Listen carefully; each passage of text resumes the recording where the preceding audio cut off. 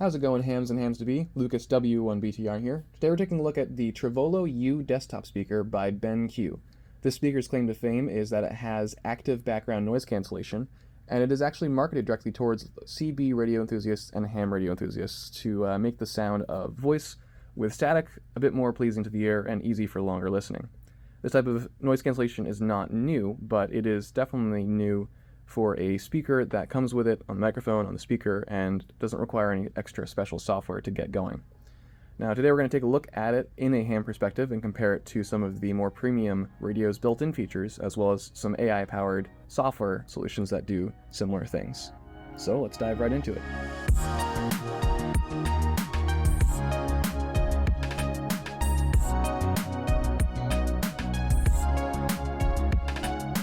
Alright, so cutting back in time a bit, here's the box here. This is how it comes from BenQ. And we're going to just pop it open here. You can see we've got the quick start guide.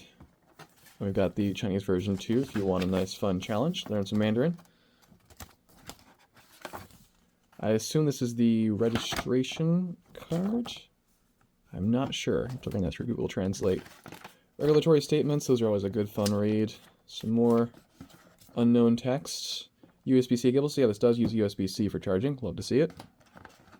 And it comes with a 3.5mm cable. Interesting, this is a TRRS as opposed to just a TRS, so I wonder if it supports using the microphone over 3.5 as well. That'd be interesting to see. And of course the wall wart for charging, which is how many amps here? 2 amps. Okay, pretty good. Here is the unit itself. Alright, safely packaged.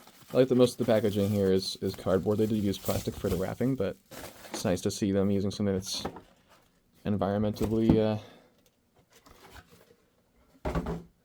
good. Alright, I like the shine and finish on it. It looks very premium. Feels premium too. Nice weight to it. It's got a rubber grip in the bottom, so it's not moving around. That's one issue I have with my speakers up here, is that they're always moving around on me if I so much as touch a cable. Let's see. Interesting. I don't know what these are. It looks like a camera. I'm not quite sure what we're going with there. Probably a sub control in the back. You got the pin out here, or the buttons, I mean. And for I/O, I'm guessing it's just going to be, yeah, USB-C charging port and 3.5mm cable. So how does this background noise suppression or background noise reduction actually work? Well, the idea isn't new. It's actually been around since the late 50s, early 60s, in what were audio filters that would try and focus in the sound on a human voice by cutting off the lows and highs around what would be expected to be an actual human voice. Now, this had its own benefits and drawbacks. The benefits were that it was very simple to implement. There was no software or specialized hardware. It was fairly low in cost. But the downsides were that it wasn't a very smart or adaptive approach. People with lower voices would have their voice cut off significantly, same thing with higher voices, and the whole system would sound kind of muffled at times. Not to mention that for things like radio, where the static is intermittent and throughout the whole audio spectrum, it would only cut out some of this background noise. Now today we have some newer technologies. We've seen neural networks trained on the human voice to try and create algorithms that better isolate audio and get rid of this background noise. We first saw some of this implemented very well in the communications platform Zoom, where they would cut out background noise and very accurately and effectively isolate echo from, if you had speakers and a microphone, you wouldn't hear the audio going back through the system. Before that, say 4 years ago, that was thought to be widely impossible without extreme advancements in hardware, but now even your phone or business laptop can do it. Now we've seen more systems that try and implement this type of technology, including things like CRISP. And this, again, uses neural networks and training, and again, pretty accurately and concisely isolates the human voice using algorithms. Now, BenQ claims that the same technology is implemented into this Trevolo U speaker, where it will actively isolate not just the highs and lows, but will actually adaptively focus in on the human voice. And they claim that it does this all within one little neat package with no special hardware or software other than the speaker required. Now, the benefits behind this software approach is that it's a lot more accurate and a lot more adaptable to the human voice. But the downsides are that it usually requires some processing power, usually implements a little bit of delay, and it's also imperfect. So we're really going to see in the next few years this continue to advance and grow. So now that we have the radio unboxed and ready to go, we're going to first power it on, pressing the power button at the top. I have to say that sounded pretty awful, honestly, but okay. So it's in Bluetooth mode right now. It's ready to pair. We're going to try it first with a smartphone device. Well, we'll try it with my computer so we can record the audio.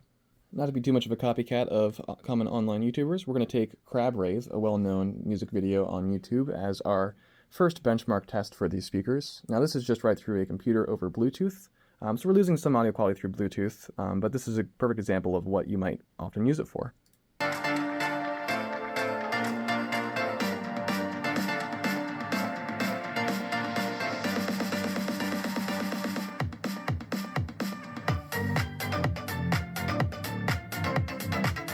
Okay, so definitely a little bit of distortion here and there, but overall, really good performer for a little Bluetooth speaker like this. The basses were very full, the mids weren't bad, the treble is kind of where I feel like it suffered a little bit, but your mileage will vary. It really depends on the listener, but nothing too glaringly bad.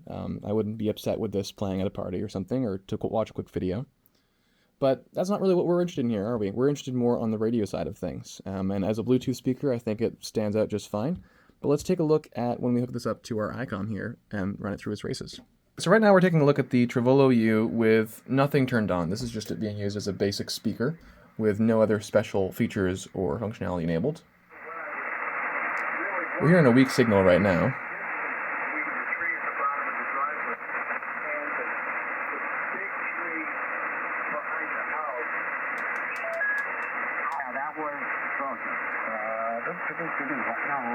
It was fairly recent, so it was probably the same. Right off the bat, not awful. The static is a little bit harsh, but not terrible. Make sure my filters are off as well. The voice is very full. Turning on ICOM's noise reduction now. That's what it is. More or less. You still hear a lot of the static with the ICOM noise reduction here. Place to gather, to have a quick chat if you want to have a quick chat, or just say hi, bye. Big tree I found.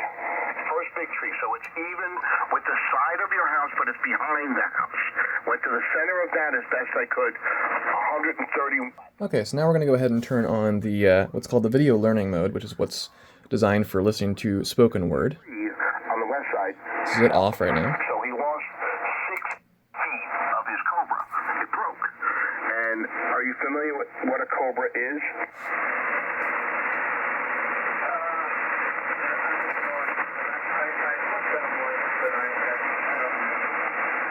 If you remember clear speaker wire, imagine adding another gold, so it's silver, gold, gold.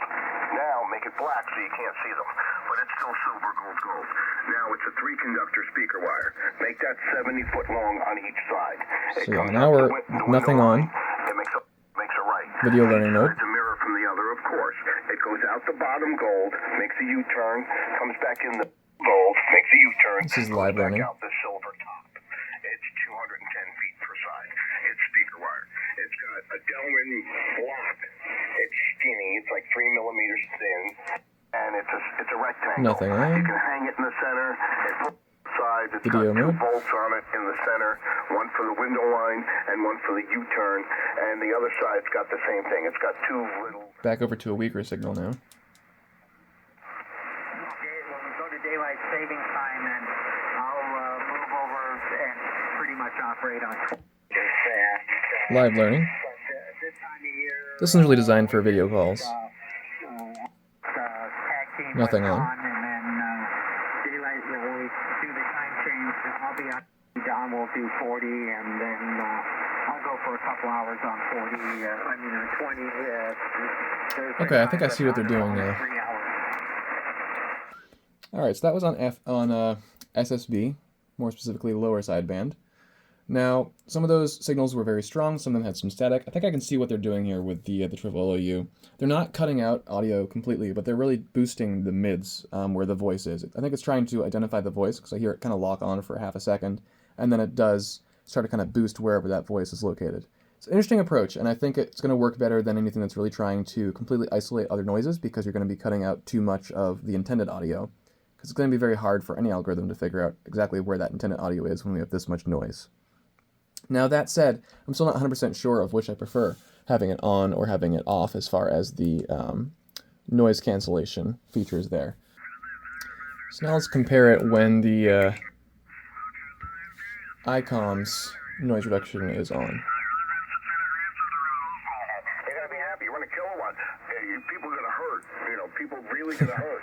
But if you the driveway tree, if you take a tennis ball and wrap some fishing line around it and throw it over into the street and have someone catch it for you, and then pull that back down, put a couple of turning on the Trevolo U's at like 15 feet and 5 foot, and make a pilot spring on it. Here's the ICOM again. Screen door spring on it instead of anything else. I still put a turnbuckle on it, but it's not for any turnbuckling. It's for a loop on one end and a hook on the other. Let's try turning on both the ICOM and the Trevolo at the same time now. If I have to let it go, I take the hook off the turnbuckle, off the loop on the tree, and I just let it loose.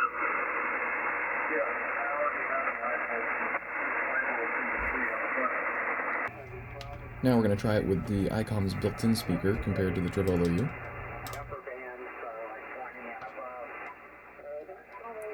Now granted, that does sound much more harsh, high-pitched, even with the noise reduction.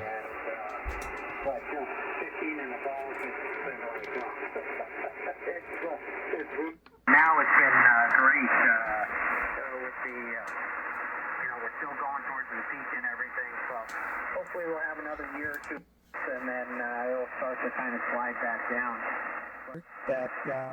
That work.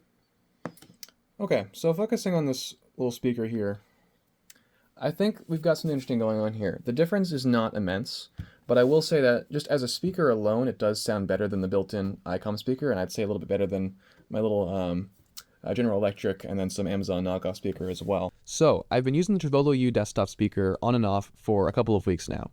Here's what I found. I do like the speaker. I'm actually going to keep on using it. It's going to be my default speaker here for this desk. However, what you might be surprised to hear and what I've been a little bit disappointed by is that I'm not using any of the AI audio features. I'm leaving it set to its standard normal listening mode, and I'm using the built-in stuff on the ICOM, or if I'm using a different radio, nothing at all. A little bit disappointing in the sense that their heavy advertising is definitely for those AI features that can adapt the audio. However, my actual thought is that it doesn't really need it. It's a very good sounding speaker for the human voice. It's tuned well. That's kind of has to do with the harmonics of the speaker itself. Some speakers just work better than others.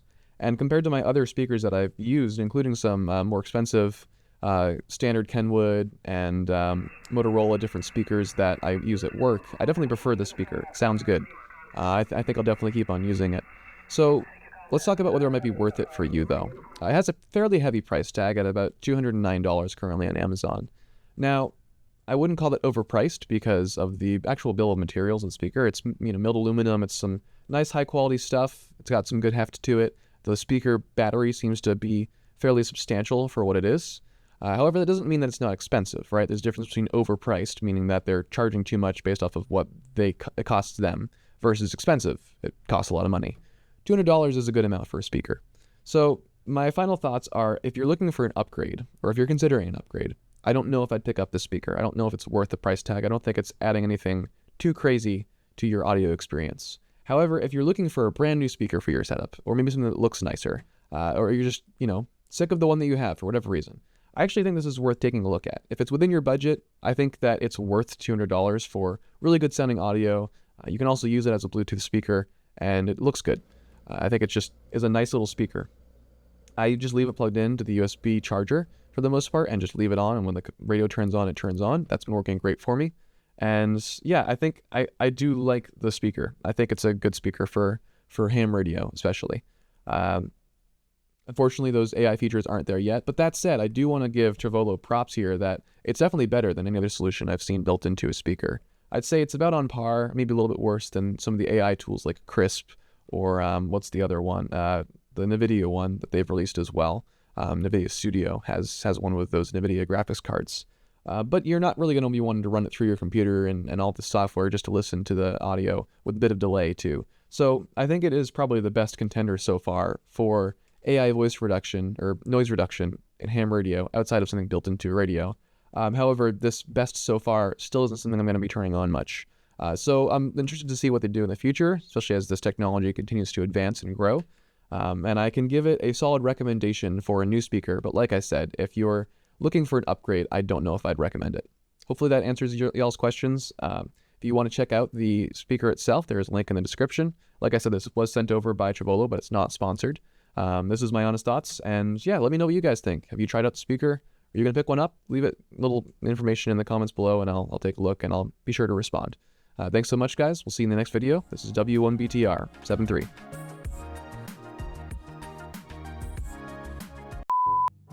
This one's strong. I've got some music coming in.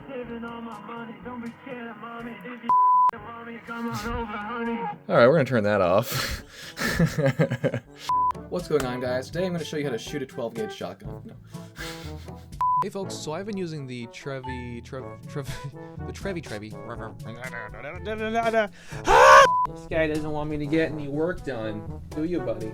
Can you say hi to the camera? Can you say, I don't want Lucas to record the videos? Can you say that, buddy? You like doing it? Oh, you waving to them? Okay. Well, noise filtering has not been a new... So how does this active background noise...